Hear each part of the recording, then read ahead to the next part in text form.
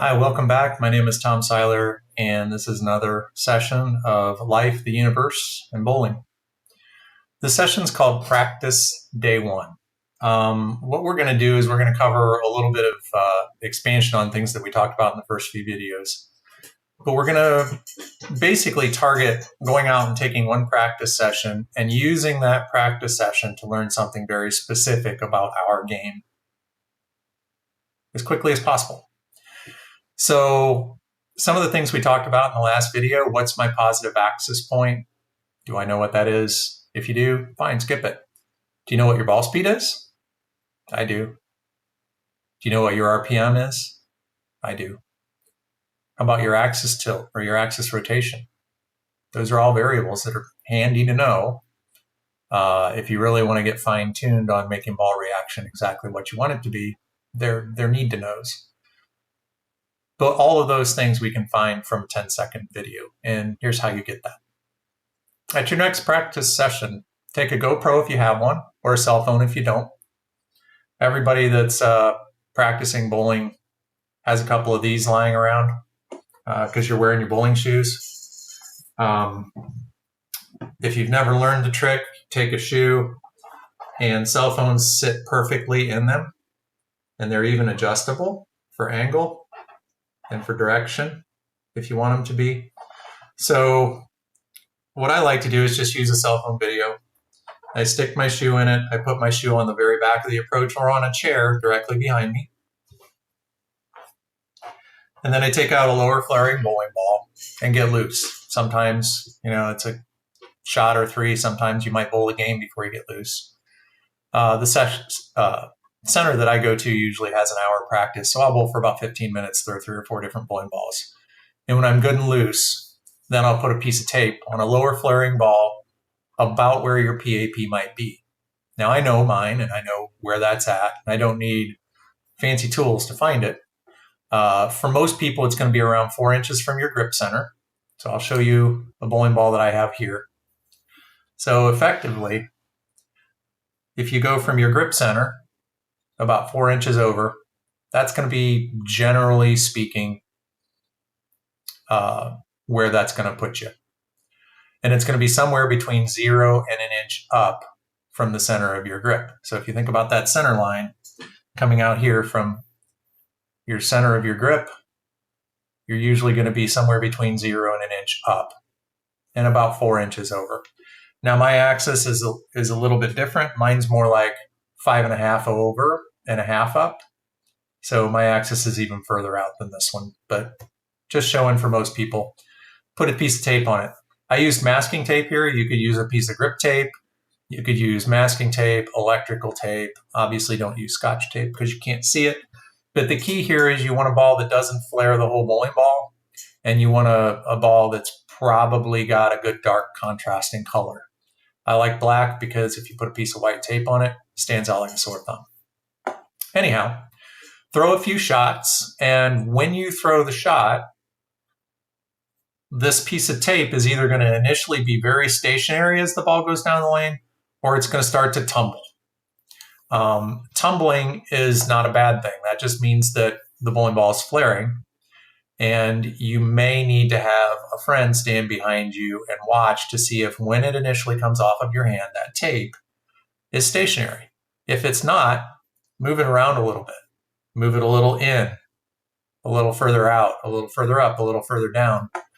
But move it around and throw continual shots until you get to a point where that piece of tape is pretty much stationary as the ball comes off of your hand and starts going down the lane. I start with a bigger piece of tape with people that I don't know their PAP. And then once I get the bigger piece of tape rolling pretty true down the lane, then I make that piece of tape smaller and smaller until we get down to a fairly small, maybe just about the size of the tip of your thumb. And if you can throw a few shots with that rolling true off of your hand, then you want to put that camera behind you and record a couple of shots. And basically, that's going to give you the information that you need, first of all, where the tape is on the ball to find your positive axis point. So once you have that tape rolling stationary, we're going to measure from the center of your grip how far it is over, and then how far it is up or down from your center line.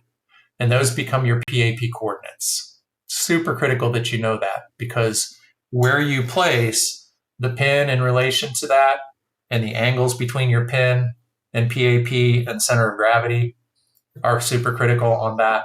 That creates the ball motion that we want. But long story short, we want to throw shots until we get a piece of tape rolling super true, and you can see that going down the lane. After a little trial and error, you'll get pretty good at this. You'll understand about where it is. For me, if I spread my fingers naturally about the same distance apart I have them on the bowling ball when I throw it, that pretty much exactly puts my pinky finger where my positive axis point would be on the ball. So for me, moving this piece of tape around is like a ½ inch here and there, a ¼ inch here and there, until it's perfectly zeroed. All right? So once you have that release point, and once you have a ball taped on the PAP, you should be able to throw shot after shot and see this axis point rolling stationary initially, and then it kind of tumbles and blurs out as the axis migrates and the ball flares. Save a couple of those on video. These will now be your benchmarks for measurements. We'll measure your PAP off of that. Don't remove the tape. And we'll be able to take that video into your ProShop operator and find a couple of things. I'll show you how that happens here. You're going to want to communicate all of this stuff to your ball driller. On a side note, it is not legal to have tape on the surface of the ball when you're bowling in leagues and tournaments. It is legal to use it in practice. So take that tape off before the next time you bowl. Now we're going to use that video, and we're going to use a stopwatch to determine the ball speed. We're going to play that video, measure the amount of time from immediately when it leaves your hand until it touches the head pin. Don't use the sound of the ball hitting the lane, because that could involve loft. You might throw it 6, 8, 10 feet out on the lane. You want to actually move it frame by frame and calculate how long with a stopwatch it takes your ball to get from your hand to the head pin. Shorter time, faster ball speed. Longer time, slower ball speed. Mine is 2.45 seconds.